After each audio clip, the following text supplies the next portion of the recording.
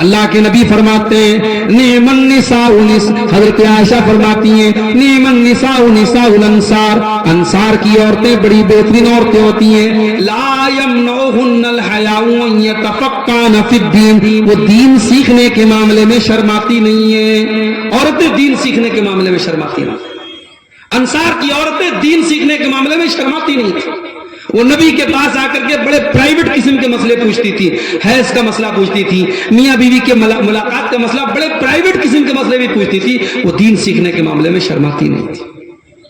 تو اپنی عورتوں کو دین سکھاؤ میرے بھائی، آج عورتوں کے اندر بڑی جہالت ہے، شادیوں میں عورتیں کیا کیا کر رہی ہیں، سندور لگا رہی ہیں، ماتھے کی بندیا ٹیکا لگا رہی ہیں۔ ہمارے بنارس میں ایک جگہ شادی تھی، شادی کے موقع پر لڑکی کو بہت سارا سامان دیا جا رہا تھا، اس میں ایک سہاگ کی پڑیا تھی، میں نے کہا یہ کیا؟ بولے سہاگ کی پڑیا ہے، اس میں کیا ہے؟ سندور ہے، اس میں کچھ جڑی بوٹی ہے، کچھ سامان ہے، اس کا نام رکھ دیا سہاگ کی پڑیا۔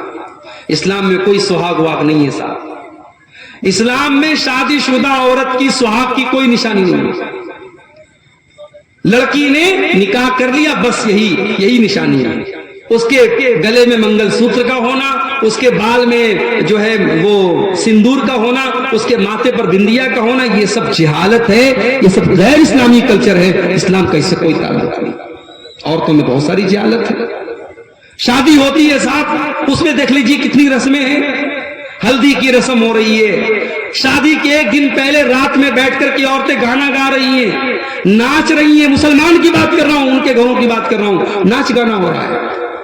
وہ دیہاتوں میں پتہ نہیں کیا کیا برہا وغیرہ گاتی ہیں، گیت گاتی ہیں، لڑکیاں جوان عورتیں وہ آ کے گیت گاتی ہیں شادی کے موقع پہ، یہ ساری چیزیں غلط ہیں میرے بھائی۔ ہلدی کی رسم ہوتی ہے، شادی کے 2-4 دن پہلے ہلدی لگتی ہے دلہن کو، اب اس میں جتنی لڑکیاں آتی ہیں سب ہلدی کلر کا کپڑا پہنتے ہیں، دعوت ہوتی ہے، غریب آدمی بیچارہ شادی کرنے کے لیے اٹھتا ہے، پریشان ہو جاتا ہے کہاں سے شادی کروں گا، غریب آدمی کے لیے شادی کرنا چیلنج ہو چکا ہے، بیچارہ بینک سے لون لیتا ہے، قرضے لیتا ہے، گھر مکان بیچتا ہے، تب جا کر کے غریب اپنی بیٹی کی شادی کرتا ہے۔ میری ماں اور بہنوں، آپ کی ذمہ داری، اگر آپ تک میری آواز پہنچ رہی ہے، آپ کی ذمہ داری بہت بڑی ہے۔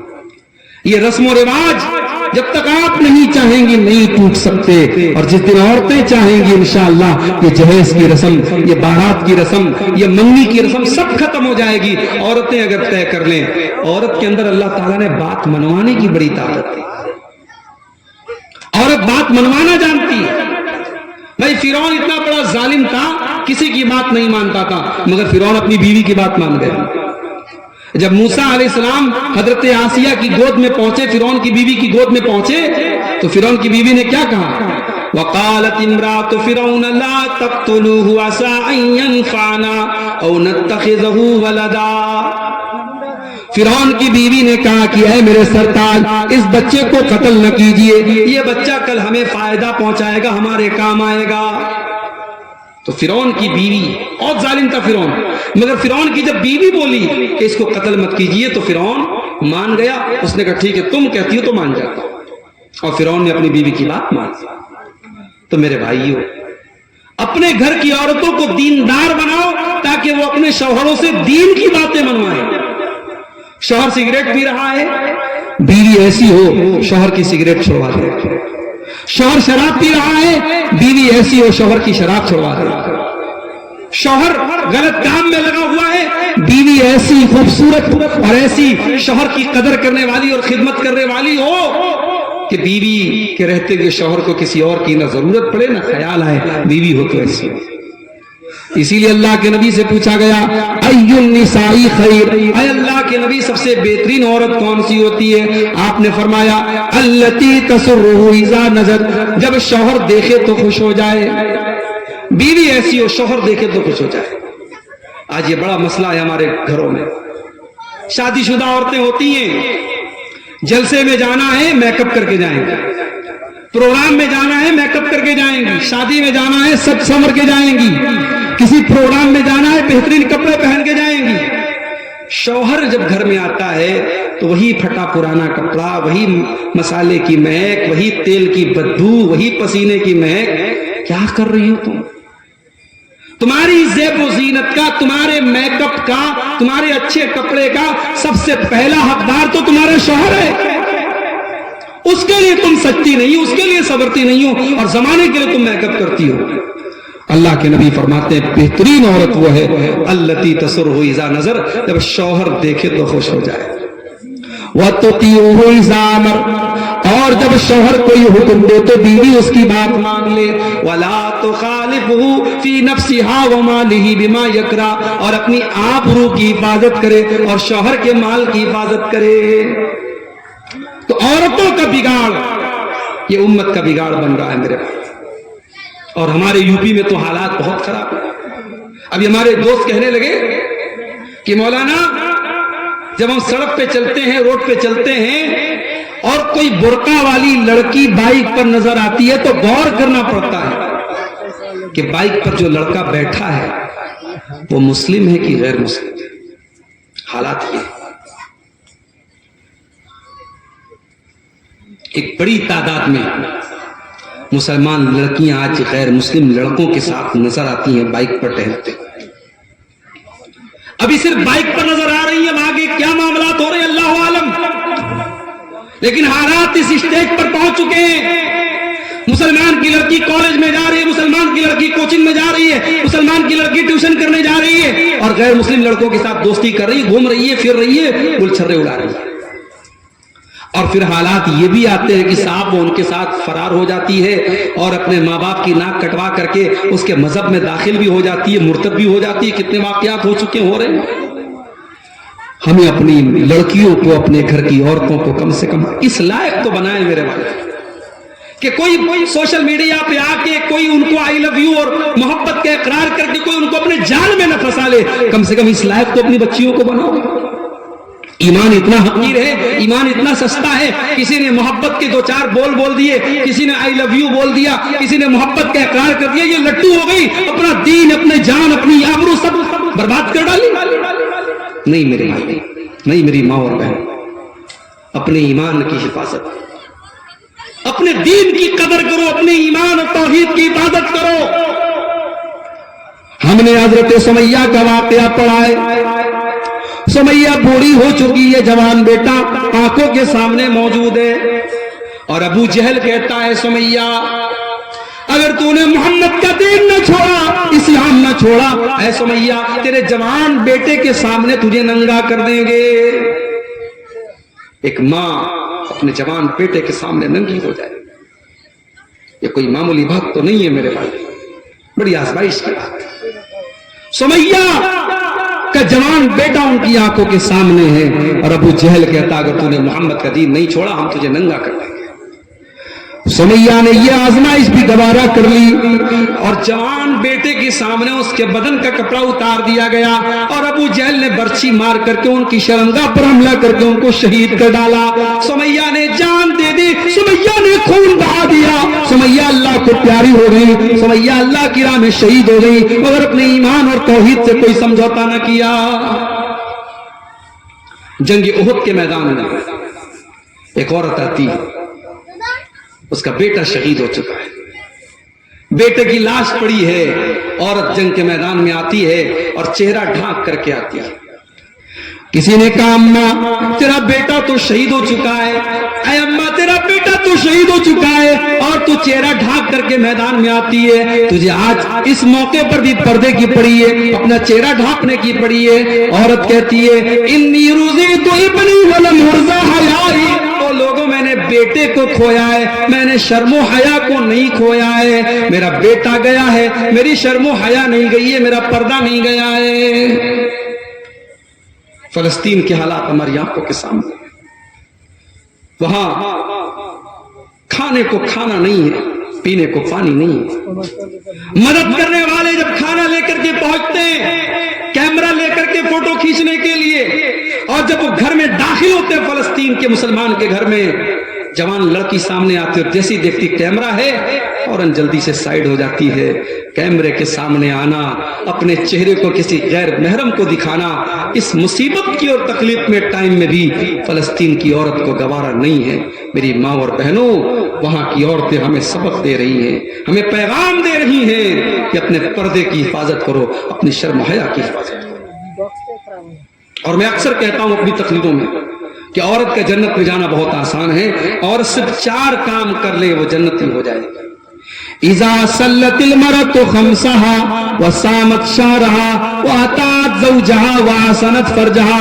औरत 5 टाइम की नमाज की पाबंदी करे, रमजान का रोजा रखे, शौहर की खिदमत और इताअत करे, और अपनी आबरू की हिफाजत करे, अपनी शर्मगाह की हिफाजत करे। अल्लाह के नबी फरमाते दखलत मिन अब्वाबिल जन्नति शाक, ऐसी औरत जन्नत के जिस दरवाजे से चाहे वो जन्नत में जा सकती है। तो औरतों का बिगाड़ भी इस उम्मत की तबाही की बहुत बड़ी वजह है।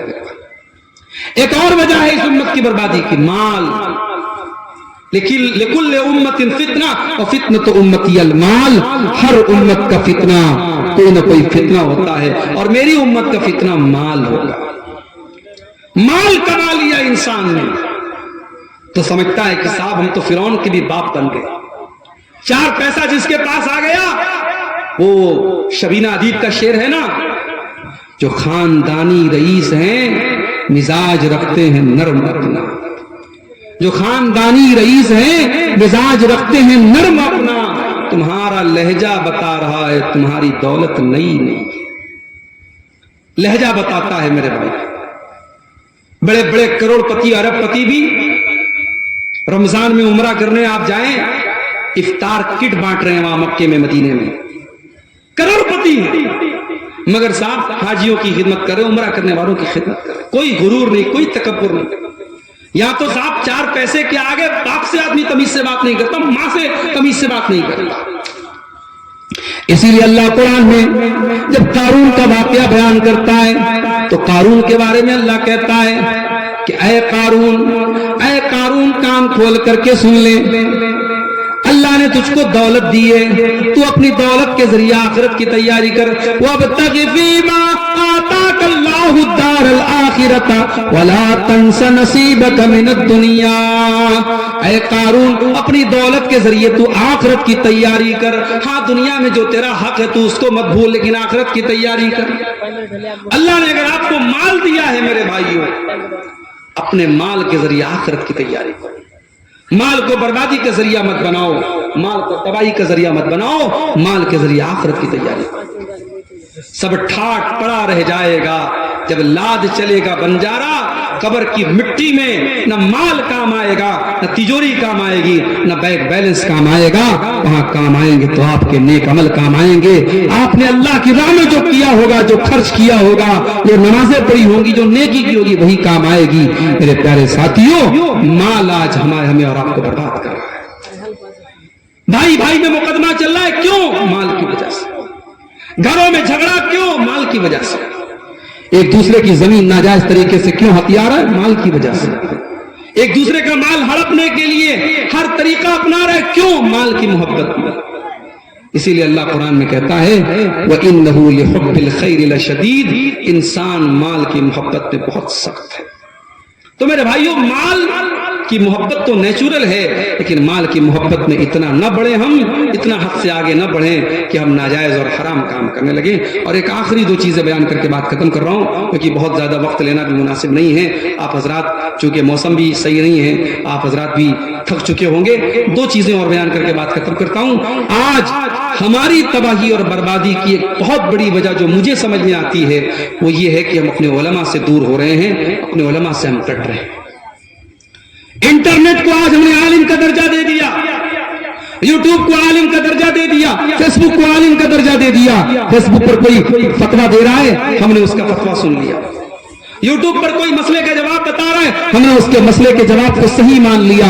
मेरे भाइयों, यूट्यूब के ऊपर और फेसबुक के ऊपर एक से एक गुमराह लोग भी मौजूद हैं, और बड़े बड़े بڑے بہروپیے بھی موجود ہیں، عالم کے بھیس میں شیطان بھی موجود ہیں، عالم کے بھیس میں آپ کو دین سے دور کرنے والے لوگ بھی موجود ہیں۔ اپنے علماء سے اپنا تعلق جوڑو، جو صحیح اسکالرز ہیں، جو دین کے علماء ہیں، ان سے آپ اپنا تعلق جوڑو۔ میرے پیارے ساتھیوں، اللہ کے نبی فرماتے ہیں قیامت کے پہلے ایک ایسا دور آئے گا، اللہ تعالیٰ دنیا سے علماء کو اٹھا لے گا، اور جب علماء کو اٹھا لے گا حتی اذا لم یبق عالما، جب علماء نہیں بچیں گے، اتخذ الناس رؤوسا جہالا، تو اللہ تبارک و تعالیٰ کہ علماء کے چلے جانے کے بعد لوگ جاہلوں کو اپنا سردار بنا لیں گے، اور جاہلوں سے فتویٰ پوچھیں گے، اور جاہل ان کو فتوے کا جواب دیں گے، اور خود بھی گمراہ ہوں گے اور دوسروں کو بھی گمراہ کریں گے۔ آپ کے گاؤں میں، آپ کے علاقے میں جو علماء ہیں، آپ ان کی عزت کیجئے، ان کی قدر کیجئے، ان سے دین کا علم حاصل کیجئے، اور علماء کے کاموں میں ان کا تعاون کیجئے۔ یہ ہمارے مجیب الرحمان بھائی مدرسہ چلا رہے ہیں، میں جانتا ہوں مدرسہ چلانا کوئی آسان کام نہیں ہے۔ ان لڑکیوں کے ہاسٹل پر جو خرچ ہوتا ہوگا، ان کے کھانے پینے پر، ان کے رہنے سہنے پر جو خرچ ہوتا ہوگا، آج کے اس دور میں مدرسہ چلانا بڑا مشکل کام ہے۔ اور غیروں کی نظر تو ہے ہی ہے، دشمنوں کی نظر تو ہے ہی ہے، ہمارے اپنوں کی نظر بھی مدرسوں کی طرف بہت ٹیڑھی ہوتی چلی جا رہی ہے، اور مدرسوں کو بہت نشانہ بنایا جا رہا ہے۔ ایسے حالات میں اگر یہ مدرسے چل رہے ہیں تاکہ ہماری گاؤں کی بیٹیاں، ہماری بچیاں وہ دین سیکھیں، اور ابھی میرے آنے کے پہلے یہ لڑکیاں تقریر بھی کر رہی تھیں اور نظمیں بھی سنا رہی تھیں، اس کا مطلب کہ محنت ہو رہی ہے، ادارہ ترقی کر رہا ہے، کام کر رہا ہے، بس ہمیں اس کو سپورٹ کرنے کی ضرورت ہے۔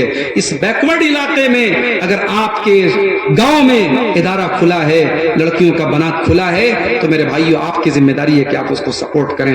نبی اکرم نے اپنے بچوں کی ضرورتوں کو قربان کر کے مدرسہ چلایا تھا اپنے دور میں، آج ہمیں بھی اپنے بچوں کی ضرورتوں کو قربان کر کے ان مدرسوں کا تعاون کرنا ہے۔ میں آپ سب سے اس کے تعاون کی بھی اپیل کرتا ہوں۔ میں کافی تھکا ہارا ہونے کے باوجود، چونکہ ڈائریکٹ مجھے اسٹیج پر بلایا گیا اور بغیر آرام کیے، بغیر کھائے پیے میں ڈائریکٹ آ کر کے اسٹیج پر بیٹھ گیا، اور یہ چند باتیں میں نے آپ کے سامنے رکھی ہیں امت کے زوال کے اسباب کے موضوع پر۔ موضوع اور کشادہ اور وسیع ہے، باتیں اور بھی کہی جا سکتی تھیں، مگر میں سمجھتا ہوں کہ خیر الکلام ما قل و دل، جتنی باتیں کہی گئیں، باتیں کم ہوں لیکن مضبوط ہوں، مدلل ہوں، اور لوگوں کو سمجھ میں آئے وہ کافی ہے۔ اگر اتنی ہی باتوں پر ہم نے عمل کر لیا تو انشاءاللہ ہماری ہدایت کے لیے کافی ہوگا۔ ہم اللہ سے دعا کرتے ہیں آج کا یہ پروگرام جس مقصد کے لیے کیا گیا ہے، اللہ اس مقصد میں جلسے کے منتظمین کو کامیاب کرے، اور مدرسہ مخرجہ للبنات جو ہے، اللہ تعالیٰ اس ادارے کو مزید ترقی عطا فرمائے۔ اس ادارے کی جو فارغات ہیں، جو لڑکیاں یہاں پڑھ رہی ہیں، اللہ ان کو دین کی سچی داعیہ اور عالمہ بنائے۔ اللہ تعالیٰ ہم سب کو اپنے دین پر عمل کرنے والا بنائے، جب تک دنیا میں زندہ رکھے، اسلام پر زندہ رکھے، اور ہم سب کا خاتمہ ایمان پر ہو۔ آمین۔ وآخر دعوانا ان الحمد للہ رب العالمین۔